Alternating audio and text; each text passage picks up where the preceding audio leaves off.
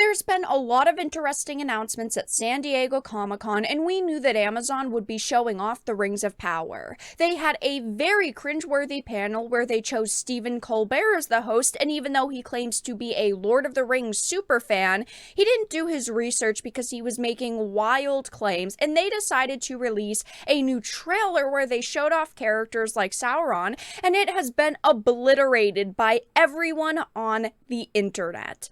I have a bunch of things to show off, but before we get into the topic at hand, if you enjoy the content that I create, please make sure to subscribe to the channel and hit the notification bell.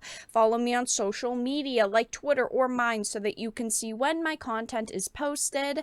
And of course, if you do really enjoy the videos and the live streams that I create, please consider becoming a Dark Titan via Patreon for just $1 a month, or support the channel via YouTube memberships. All of the links are in the description, and of course, I do really appreciate all of the support.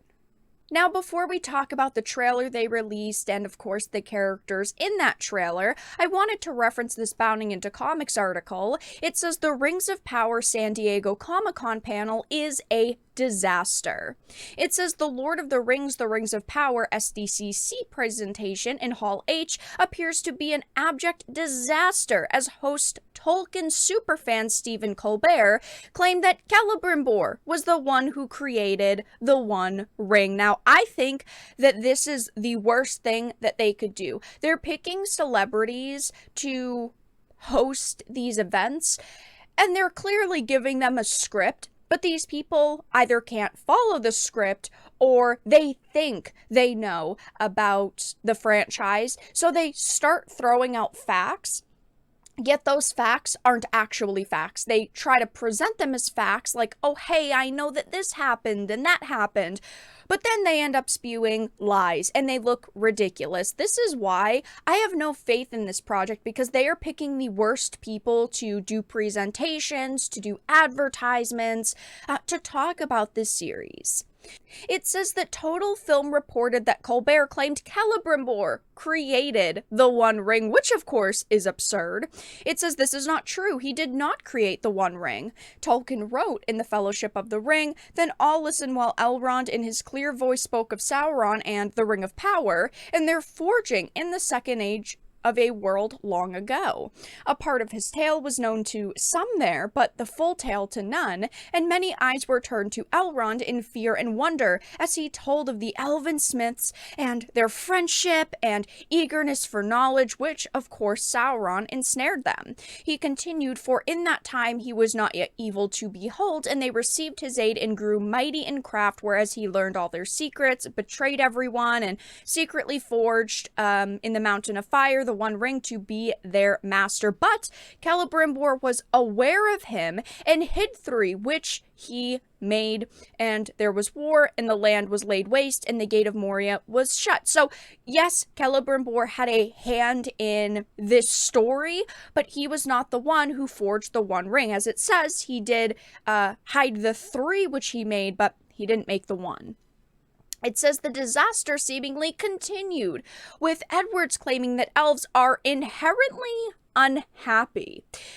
This was also a complete and utter fabrication. This whole situation reminds me of the Superfans video from a few months ago, and the Superfans that Amazon chose to do promotional material for the show because they were such giant nerds, yet they knew absolutely nothing about the Lord of the Rings besides what was part of their script. And at the San Diego Comic-Con event, they of course did release the full official trailer for the show, and we got our first look at Anson Boone as Sauron, and everyone seems to be upset with the casting decision, the look of the character, and this trailer in general.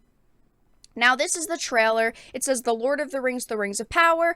It has 61,000 likes to 162,000 dislikes, and this has only been up for right around 2 days at this point. It says discover the legend that forged the rings, September 2nd on Prime Video. And if you look at all of the comments, they all have something to say about why it doesn't look good, what's wrong with it, and the number one thing that everyone has been talking about are casting decisions, and primarily the way that Sauron looks.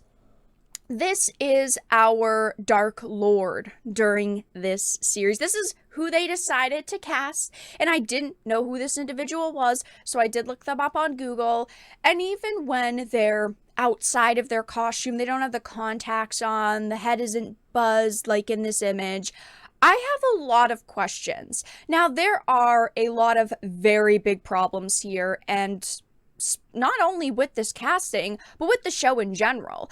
The show covers 3,500 years of content. The timeline is that big, so with characters like Sauron, it gets very messy because he's so very different from the beginning to the end of this age. At the beginning of the age, because he's laying low after Morgoth's defeat, he blends in and disguises himself with a very fair form, aka Anatar. Yet towards the end, he would be more deformed, battered, because he doesn't need that disguise anymore.